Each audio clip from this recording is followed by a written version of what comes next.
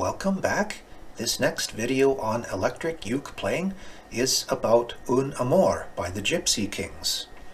We're going to ham it up on this one, and so you might play this con passione corazon. Okay, I'm not making fun of the song or the language. I'm making fun of me, and you can't be too serious if you play a ukulele. Now, some musicians say you should never force sound out of an instrument, but I say you need volume on this song. The challenge is effects. How can we make an electric uke sound like a Spanish acoustic guitar? Well, we can't. It's not a guitar, it's a solid chunk of wood, and I'm not in Spain.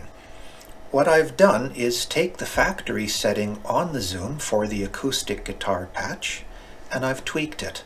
I've added some EQ around 300-500 Hertz. I've raised the body setting, and I've eased back on the chorus and reverb. I'm using my low pickup. This isn't perfect, but it gets us near an acoustic. Tune up and let's play. Un amor, un amor viví, llorando y me decía